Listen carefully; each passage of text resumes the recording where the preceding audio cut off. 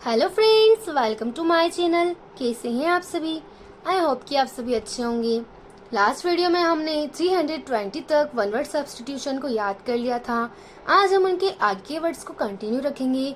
तो चलिए देर न करते हुए हम वीडियो को स्टार्ट करेंगे।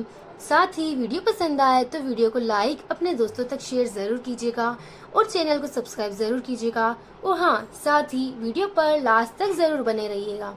तो चलिए स्टार्ट करते हैं हम वीडियो को।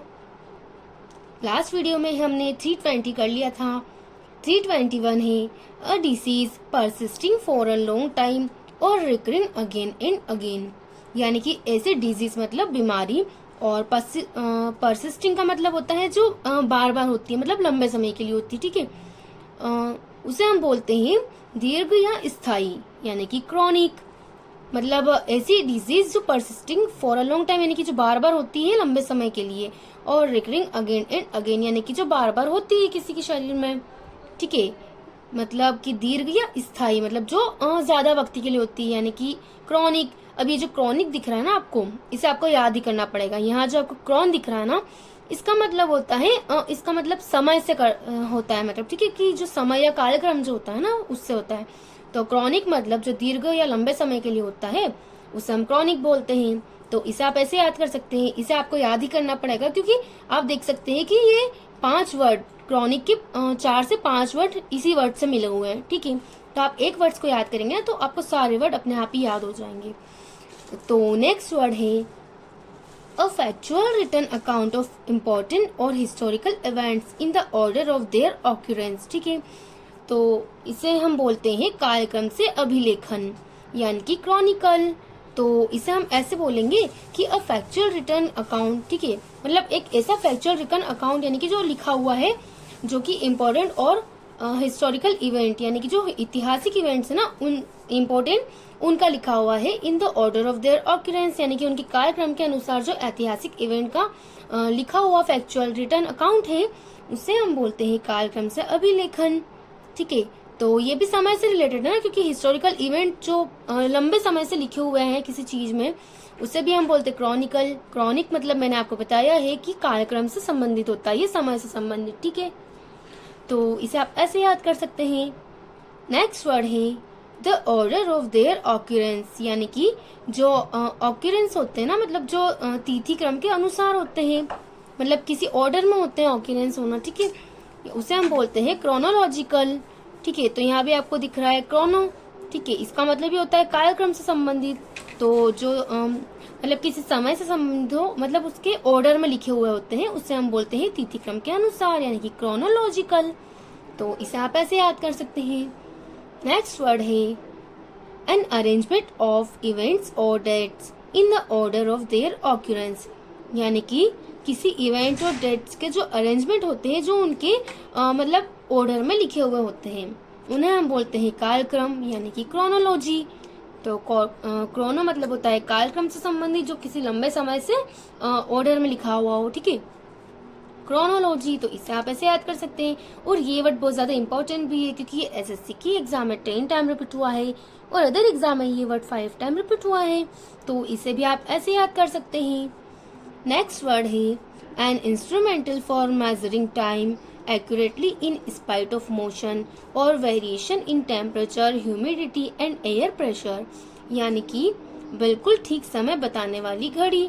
ठीक है, an instrumental of measuring time, यानी कि ऐसा इंस्ट्रूमेंट या यंत्र जो टाइम को मेजरमेंट करता है, और accuracy in spite of motion, मतलब एकदम एक्यूरेसी, यानी कि एकदम सही समय बताता है, एकदम एक्यूरेसी होती है जिसमें।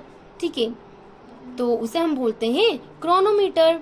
क्रोनो मतलब क्या बताया मैंने आपको, समय या कार्यक्रम। ठीक है, और मीटर का मतलब क्या होता है, क्रोनो मतलब समय समझ सकते हैं, और मीटर को हम घड़ी से समझ सकते हैं। ठीक है, यानी कि ऐसी घड़ी या ऐसा मीटर जो एकदम सही वक्त बताता है। ठीक है, क्रोनो मतलब समय बताने वाला यंत्र, यानी कि जो एकदम सटीक समय बताता है, उसे हम बोलते हैं क्रोनोमीटर।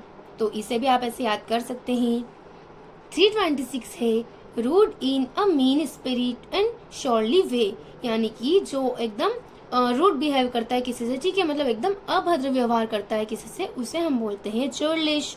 ठीक है, तो इसे हम ऐसे याद करेंगे कि अगर हम कहीं जाएं, ठीक है, और चूरलिश में आपको दिख रहा होगा चूर, ठीक है, और ली यानी कि किसी ने अगर हमारी चीज को चुरा ली होगी, ठीक है, मतलब अगर हम रास्ते से कहीं जा रहे हैं और अचानक कोई चोर आया होगा और उसने हमारे हाथ से कोई चीज चुरा ली, और चूर ली यानी कि चुरा ली, और वो क्या कर रहा है, भाग रहा है।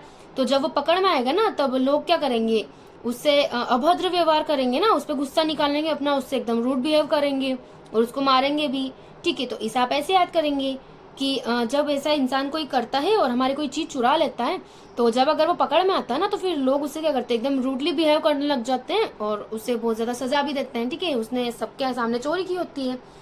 तो इसे आप ऐसे याद कर सकते हैं। नेक्स्ट वर्ड है एक्सट्रीम सेल्फ कॉन्फिडेंस और ओरासिटी, यानी कि दुस्साहस करना किसी से, ठीक है। तो यहाँ आपको दिख रहा है चुस्पा, ठीक है। तो इसे आप ऐसे याद कर सकते हैं कि यहाँ आपको दिख रहा है छूट, ठीक है। तो अगर इस पा को हम समझेंगे पापा से, ठीक है, तो एक लड़का है वो, हम इस छूट को समझेंगे छोटा से, ठीक है। एक लड़का है वो अपने पापा को क्या समझता है, अपने से छोटा समझता है, तो वो क्या करता है, दुस्साहस भरा काम करता है ना, क्योंकि ऐसा नहीं समझना चाहिए। तो वो लड़का क्या करता है, बहुत गलत करता है, वो अपने पापा को खुद से छोटा समझता है, तो वो क्या है, दुस्साहस भरा काम करता है, ठीक है। तो इसे आप ऐसे याद कर सकते हैं। नेक्स्ट वर्ड है the use of many words where only a few are necessary, यानी कि जहाँ कम शब्दों का प्रयोग करना चाहिए वहाँ बहुत से लोग ऐसे होते हैं जो बहुत ज्यादा वर्ड्स का प्रयोग कर जाते हैं, छोटी सी बात को मतलब बहुत घुमा फिरा कर बोलते हैं, उन्हें हम बोलते हैं शब्द बाहुल्य, यानी कि बहुत सारे शब्दों का प्रयोग करना, ठीक है। इसे हम बोलते हैं सर्क्यूमलोक्यूशन। तो रूट वर्ड आपने पढ़ा होगा कि ये जो लॉक होता है ना, इसका मतलब भी होता है बोलना, और जो सर्क्यूम है ना, इसे हम सर्कल से रिलेट करेंगे। सर्कल कैसा होता है, गोल, ठीक है। तो किसी भी बात को गोल गोल घुमा के बोलना, लोक मतलब होता है बोलना, और सर्क्यूम मतलब समझेंगे सर्कल यानी कि गोल, यानी कि किसी भी बात को गोल गोल घुमा के बोलना, यानी कि बहुत ज्यादा घुमा फिराते हुए बोलना, सीधे तरीके से नहीं बोलना, यानी कि बहुत ज्यादा शब्दों का प्रयोग करना। तो इसे आप ऐसे याद कर सकते हैं। ये वर्ड एसएससी के एग्जाम में 3 टाइम रिपीट हुआ है। 329 है clues available at a scene, यानी कि किसी सीन के क्लू अवेलेबल होना, यानी कि एविडेंस अवेलेबल होना, यानी कि कुछ सबूत उपलब्ध होना किसी सीन के, यानी कि जो कोई क्राइम हो जाता होगा ना कोई सीन, तो उसके लिए सबूत अवेलेबल होना, यानी कि सबूत उपस्थित होना, उसे हम बोलते हैं सर्कमस्टेंशियल, यानी कि किसी चीज है उसके लिए सबूत अवेलेबल होना। तो इसे आप अपने तरीके से याद कर सकते हैं। नेक्स्ट वर्ड पे चलते हैं। नेक्स्ट वर्ड है a fortress typically one on a high ground above a city, यानी कि जो शहर से ऊंचाई पर होता है, यानी कि फोर्ट्रेस। फोर्ट्रेस में आपको दिख रहा होगा ना, फोर्ट मतलब क्या होता है, किला। तो fortress typical one on high ground above a city, यानी कि किसी शहर के ऊपरी ग्राउंड में, यानी कि ऊंचाई पर स्थित होना। तो जो आपने देखा होगा कि जो किले बनते हैं ना, वो शहर से ऊपरी हिस्से पर ही बनते हैं ना, मतलब ऊंचाई पर ही बनते हैं किले, उसे हम बोलते हैं किला या गढ़, यानी कि सिटाडेल। तो सिटाडेल मतलब किला या गढ़ होता है, ये भी आप सभी को याद होगा।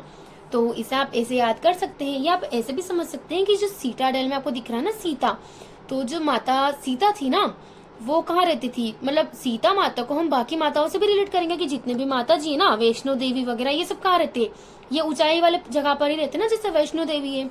तो उनके किले या उनके जो घर है ना, उनका जो महल है, वो कहाँ है, माता जी जितने भी रहते हैं वो कहाँ रहते हैं, किले या घर में रहते हैं, मतलब ऊंचाई वाले स्थान पर रहते हैं। तो इसे आप ऐसे याद कर सकते हैं। ये वर्ड एसएससी के एग्जाम में 1 टाइम रिपीट हुआ है, और अदर एग्जाम में ये वर्ड 2 टाइम रिपीट हुआ है। तो इसे आप ऐसे याद कर सकते हैं। आज की वीडियो में हम 10 वर्ड्स रखेंगे, इसके आगे के वर्ड्स को हम नेक्स्ट वीडियो में कंटिन्यू रखेंगे। आपको हमारी वीडियो कैसी लगी कमेंट सेक्शन में जरूर बताएं। वीडियो को लाइक शेयर सब्सक्राइब जरूर कीजिएगा। नेक्स्ट वीडियो में मिलते हैं।